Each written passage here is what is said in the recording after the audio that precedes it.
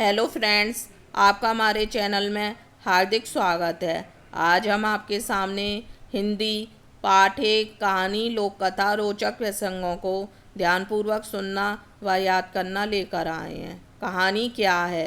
कहानी गद्य की एक महत्वपूर्ण विधा है। उपदेश, मनोरंजन इसके मुख्य प्रयोजन होते हैं। प्राचीन काल से ही दादा दादी नाना नानी की कहानियाँ बच्चे सुनते चले आए हैं। इनको सुनने से उनका मनोरंजन तो होता ही है और शिक्षा भी मिलती है। प्रसिद्ध कलाकार मुंशी प्रेमचंद ने भी कहानी को परिभाषित करते हुए लिखा है, कहानी रचना है जिसमें जीवन के किसी भी एक अंग या मनोभाव को प्रदर्शित करना ही लेखक का उद्देश्य रहता है। उसके चरित्र, उसकी शैली, उसका कथा विन्यास सभी उसी एक भाव को पुष्ट करते हैं। वह एक ऐसा रमणीय उद्यान नहीं है जिसमें भांति भांति के फूल बेल सजे हुए हैं, बल्कि एक गमला है जिससे एक पौधे का माधुर्य अपने समुन्नत रूप से दृष्टिगोचर होता है। अगर आपसे कहानी क्या है क्वेश्चन आए तो आप मुंशी प्रेमचंद की परिभाषा को लिख सकते हैं। वस्तुतः कहा जाता है कहानी हिंदी साहित्य की सबसे लोकप्रिय विधा है। इसमें किसी पात्र, घटना, भाव, संवेदना आदि का हम मार्मिक रूप से वर्णन कर सकते हैं। इसमें जीवन के विभिन्न भागों को भी मार्मिक ढंग से प्रस्तुत किया जा सकता है।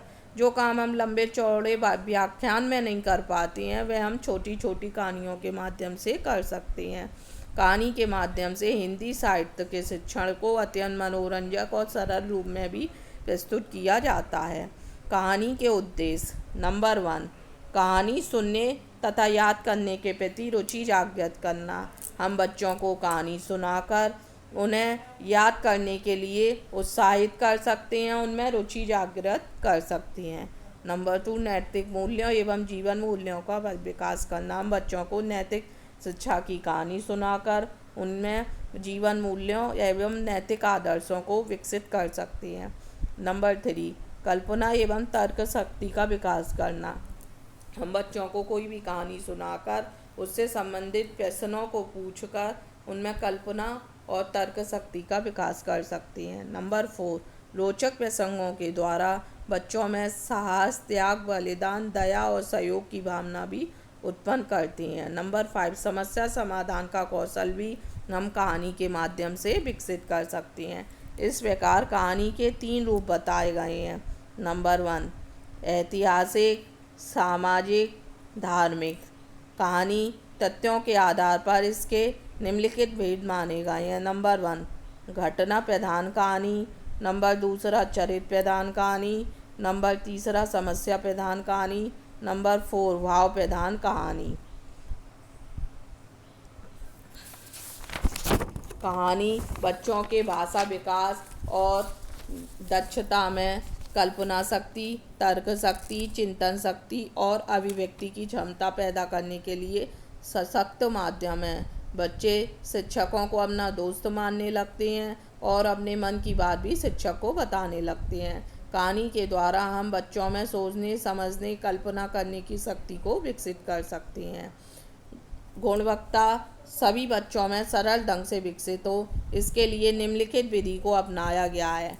नंबर 1 है वार्तालाप विधि।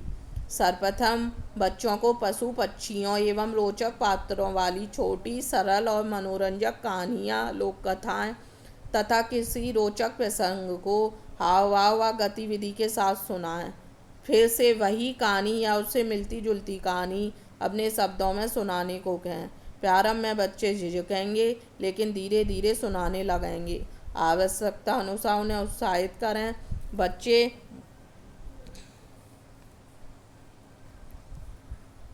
बच्चे ध्यान से सुन रहे हैं यह जानने के लिए दोहरे संप्रेक्षण की किसी गतिविधि का प्रयोग करें, जैसे कहानी में आए शब्द पर सिर हिलाना, हाथ उठाना, छींकना, उठना, बैठना, कोई भी शब्द कहना। इस प्रकार की प्रतिक्रिया से कहानी, लोक कथा, रोचक प्रसंग, कथन शिक्षण में जीवंतता बनी रहती है और कहानी का बच्चों से अपने कराएं। इसके लिए मौक्टों का प्रयोग करें जिससे कहानी रुचिकर हो सके। मूल्यांकन के लिए बच्चों को एक गोल घेरे में बिठाकर हाव भाव के साथ पूरी कहानी, लोक कथा, किसी रोचक प्रसंग को सुनाएं।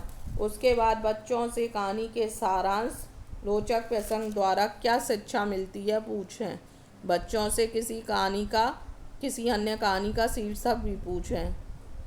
शीर्षक भी पूछें। अपने से क्षेत्र में प्रचलित किसी लोक कथा को बच्चों से उनके शब्दों में सुने। नंबर 2, चित्र विधि। आरंभिक अवस्था में चित्रात्मक कहानी द्वारा बच्चों को शिक्षण देने की सर्वाधिक उपयुक्त विधि है। सर्वप्रथम कक्षा में कुछ पशु पक्षियों से संबंधित चार्ट पर बनाकर टांग दें और बच्चों से उससे संबंधित कुछ वाक्य इस प्रकार से बनाने को कहें कि वह एक कहानी के रूप में बन जाए। इसके लिए बच्चों को पहले कुछ उदाहरण प्रस्तुत करें, जैसे कहानी की घटनाओं पर आधारित वाक्यों को क्रम में लगाना, पूरी कहानी या कहानी के अंश को स्थानीय भाषा में परिवर्तित करना, कहानी का नाट्य रूपांतर करवाकर उसका अभिनय कराना। इसके अतिरिक्त शिक्षक चित्र वाले चार्ट को दीवार या श्यामपट्ट पर लगाकर बच्चों से निम्नलिखित बातों पर चर्चा कर सकते हैं। चार्ट पर किन किन जानवरों के चित्र हैं और शेर कहाँ रहता है। जंगल में रहने वाले कुछ जानवरों के नाम बताओ। चूहा कहाँ रहता है। घर के पालतू जानवरों के नाम बताओ। नंबर 3, प्रश्नोत्तर विधि। सर्वप्रथम बच्चों को अत्यंत सरल भाषा में पूरे हाव भाव के साथ कहानी सुनाएं। उनसे भी सुने। कहानी के घटनाओं को आधार बनाकर बच्चों में प्रश्न पूछें, जैसे प्यासा कौआ कहानी पर बच्चों के साथ बातचीत प्रश्न करने के लिए निम्नलिखित बिंदु हो सकते हैं। प्यासे कौए ने क्या उपाय सोचा। तुम घड़े से पानी निकालने के लिए क्या करते हो। हम पानी कहाँ कहाँ से प्राप्त करते हैं। इसी प्रकार प्रश्नों का क्रम बढ़ाएं। कौआ, घड़ा, कंकर आदि का चित्र बच्चों के सामने प्रस्तुत कर बच्चों द्वारा बनवाएं। उन्हें प्रोत्साहित करें तथा उनकी आवश्यकता अनुसार मदद करें। नंबर 4 है कहानी कथन। नंबर 4 है कहानी कथन विधि। इस विधि के अंतर्गत सर्वप्रथम प्रशिक्षु बच्चों को एक छोटी रोचक कहानी हाव भाव के साथ सुनाए। पुनः वही कहानी या उससे मिलती जुलती कहानी अपने शब्दों में सुनाने को कहे। इसी प्रकार मुर्गा लोमड़ी की कहानी सुनाने के बाद बच्चों में विभिन्न प्रश्नों द्वारा कहानी में रोचकता लाई जा सकती है। इस प्रकार शिक्षण के अन्य तरीके भी हैं, जैसे अधूरी कहानी, दृश्य दिखाकर अधूरी कहानी। इसके अंतर्गत एक कहानी को पूरा ना सुनाकर एक ऐसी जगह छोड़ दिया जाता है जहाँ पर बच्चे सोचने के लिए पर्याप्त बल और विकल्प मिले। बच्चा अपने चिंतन के आधार पर इस कहानी को पूरा करता है, जैसे इसके बाद क्या होगा, यदि नहीं होता तो कहानी का क्या अंत होता। नंबर 2, दृश्य दिखाकर। कोई भी प्राकृतिक या निर्मित दृश्य दिखाकर जिसमें कहानी की गुंजाइश हो, उस पर बच्चों से कोई कहानी सुनी जाए। नंबर 3, चित्र दिखाकर या मुद्दा भाव वाले चित्र दिखाकर, जैसे पेड़ पर उछलता एक बंदर और चिड़िया, बंदर का नीचे गिरना, चिड़िया का शोर मचाना, कहीं बंदर या अन्य जानवरों का आकर बंदर की सेवा करना। Number 4, cartoon. कुछ कार्टून दिखाकर जिनमें भावों की प्रधानता हो। कार्टून पत्र पत्रिका व अखबार आदि से प्राप्त किए जा सकते हैं।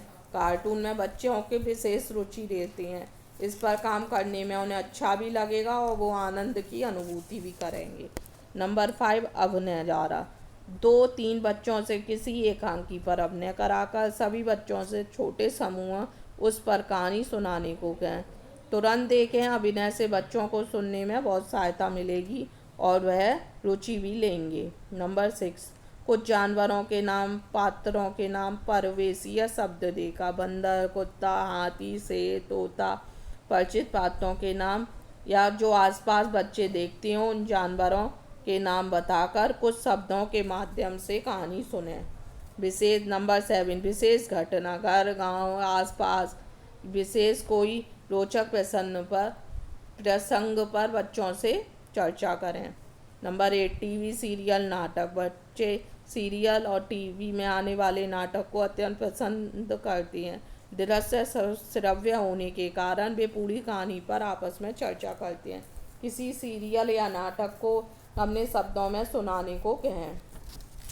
नंबर 9, कल्पना शक्ति।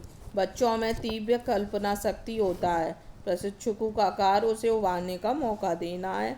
वातावरण बनाते हुए कल्पना शक्ति के आधार पर कोई कहानी सुनाने के लिए प्रेरित करें। नंबर 5, लोक कथा। लोक कथाएं अक्सर किसी साधारण या राजघराने के साहसिक व्यक्ति के चरित्र को लेकर चलती हैं। उनमें वर्णित चरित्र को उजागर करने के लिए काल्पनिक चरित्रों एवं शक्तियों का सहारा लिया जाता है। ये चरित्र या शक्तियाँ देव, परी, देवता, देवी, राक्षस इत्यादि के रूप में होती हैं। वस्तुतः लोक साहित्य एक ऐसा माध्यम है जिसमें देश की आत्मा, संस्कृति और भारत की परंपराओं के गौरव प्रदर्शित होता है। उसमें कपोल कल्पित कथा का अंश नहीं है। उनका समय, उनमें वर्णित स्थान इतिहास के पृष्ठों में दृष्टिगोचर है। यदि हम चाहें तो उनकी सत्यता को सिद्ध कर सकते हैं, लेकिन इतिहास का अंश होते हुए भी हम उन्हें मनोविचित प्रवृत्तियों को परिलक्षित करते हैं। आभूषणों के प्रति नारी का मोह, देश प्रेम, नम्रता की महानता, मनुष्य का बुद्धि कौशल, ये सब इन कथाओं में मिलते हैं। वस्तुतः लोक साहित्य एक ऐसा माध्यम है जिससे देश की आत्मा, राष्ट्रीय संस्कृति और भारत की परंपराओं का गौरव उद्घाटित होता है। एक तरह से यह साहित्य अमर है। यह जो भी बिना किसी छापे खाने की सहायता के ही युग युग से अपना स्वरूप स्थिर किए हुए है। लोकमानस ने इन कथाओं को सजोया और संवारा है, उन्हें रूप दिया है। इस कारण वह अत्यंत लोकप्रिय ढंग से सिद्ध हुई है। इस प्रकार हम कह सकते हैं गुणवत्ता सभी बच्चों में सरल ढंग से विकसित हो। इसके द्वारा 4 प्रमुख विधियाँ हैं: वार्तालाप विधि, चित्र विधि, प्रश्नोत्तर विधि, कहानी और कथन विधि। अगर आपको हमारा वीडियो पसंद आया हो तो प्लीज़ लाइक कीजिए, सब्सक्राइब कीजिए, शेयर कीजिए, बेल आइकन को प्रेस करना ना भूलिए। धन्यवाद।